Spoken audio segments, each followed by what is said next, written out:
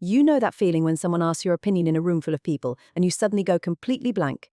That silence isn't accidental, so why do some people lose confidence and how do you get it back? Why do some people have low confidence?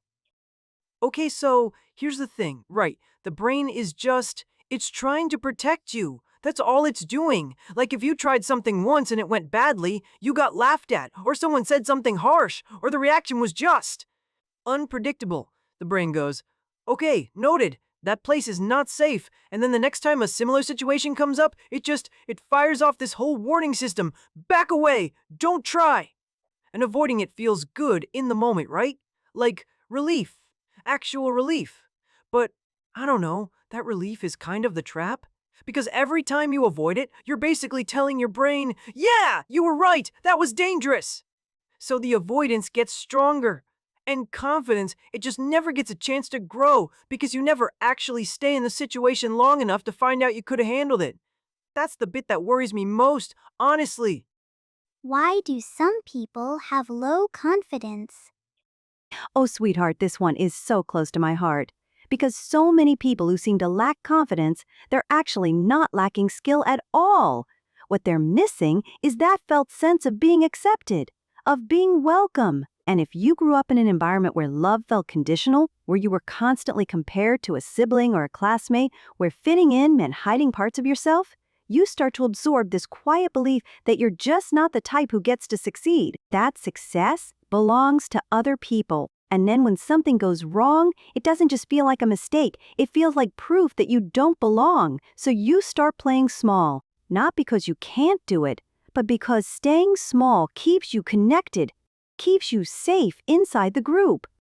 We all just want to feel like we belong somewhere, dear. And sometimes that need shapes us in ways we don't even realize. Why do some people have low confidence? Look, here's what nobody wants to say out loud. Some people are terrified of looking incompetent. That's it. Simple.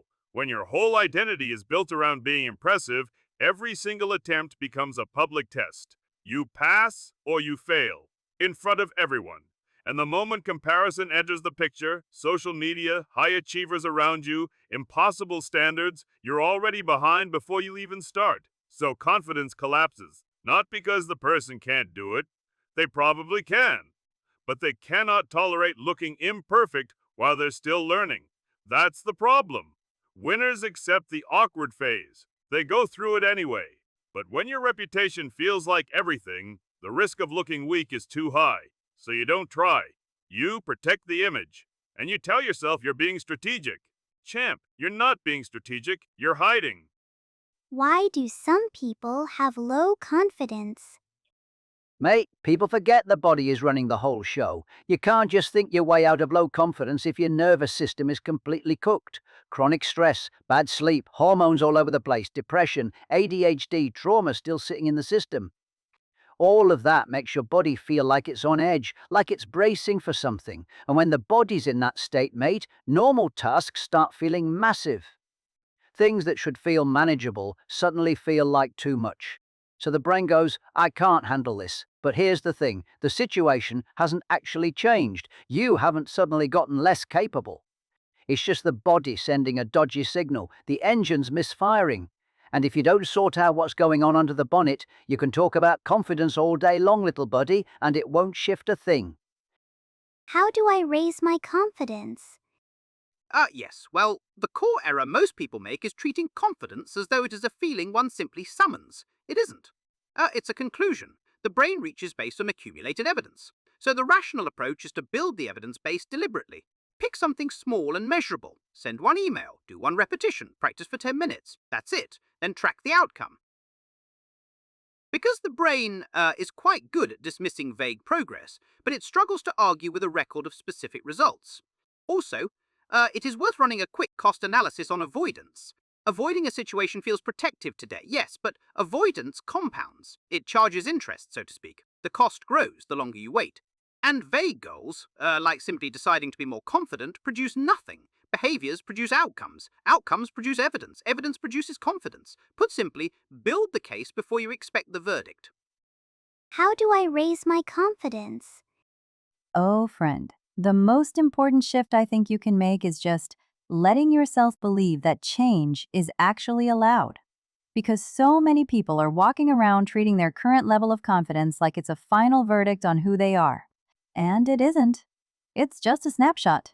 It's where you are right now, not where you're going. When something doesn't go the way you hoped, try to see it as training data rather than damage to who you are. And I love the idea of giving yourself a gentle future story. Something like, I'm becoming someone who can handle this. Because the universe really does respond to the energy of becoming. And keep a little list, friend, of the times you've bounced back before. The times you tried something hard and got through it. Because you have. You've done it before. And that means the path forward already exists inside you. You just need reminding. How do I raise my confidence? Okay, so, I know this sounds weird coming from me, but you can't just bulldoze the fear. That doesn't work. Trust me. What actually helps is working with it.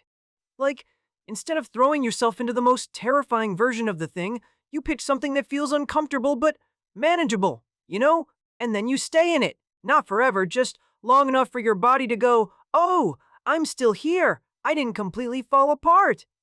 That's the bit the body needs to learn, and it helps to have, I don't know, a bit of a safety net at first. A time limit, maybe, or a script you prepared, or just a practice run with someone you trust. Those things aren't weakness, they're just scaffolding. And then gradually, you remove them, one at a time, and your tolerance goes up. It really does. The discomfort doesn't disappear, but you stop being as scared of the discomfort itself. That's when things start shifting. How do I raise my confidence? Mate, I'll tell you exactly where to start. Sleep. Move your body, eat something decent, cut back on the stuff that's wiring you up. That's not a small thing, that's the foundation. Because if your body is exhausted and running on stress hormones, no amount of positive thinking is going to touch it. The system's overloaded. You sort the basics out, mate, and your mood shifts, your energy comes up, and suddenly things that felt impossible start feeling doable. And before something that scares you, just regulate first. Few slow breaths, get your posture right, move around a bit, ground yourself, gets the body out of panic mode. And look, if there's something deeper going on, anxiety, trauma, mood stuff, get proper support.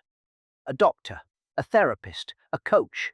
Because treating that directly will do more for your confidence than any amount of willpower. The machine's got to run right before you can drive it properly, little buddy. My child, a tree does not doubt its roots simply because the wind has been unkind for a season. And yet so many people look at their own hesitation and conclude that something inside them is permanently broken. It is not so. What we call low confidence is often something older and more reasonable than it appears. It is a strategy. The mind learned, somewhere along the way, that trying carries risk, that being seen invites judgment, that the gap between who you are and who others seem to be is too wide to cross. And so it does what any sensible thing does. It protects, it retreats, it keeps expectations low so disappointment cannot reach as far. The tragedy is not in the protection itself. The tragedy is in what the protection costs. Because every experience avoided is also an experience that could have taught the body, I survived that. I am more capable than I believed. Confidence does not arrive before the attempt. It arrives because of it, slowly, through small actions repeated, through environments where it is safe to be imperfect, through a body that is rested enough to meet the moment, through a mind that has learned to treat its own stumbles as information rather than evidence of unworthiness. Over time, my child, confidence becomes less about guaranteeing a good outcome and more about trusting that whatever the outcome, you will find a way to carry on. If you made it this far, you're gonna want to see what comes next. Hit subscribe so you don't miss our next video, and click the video on screen now to keep learning more. See you in the next video.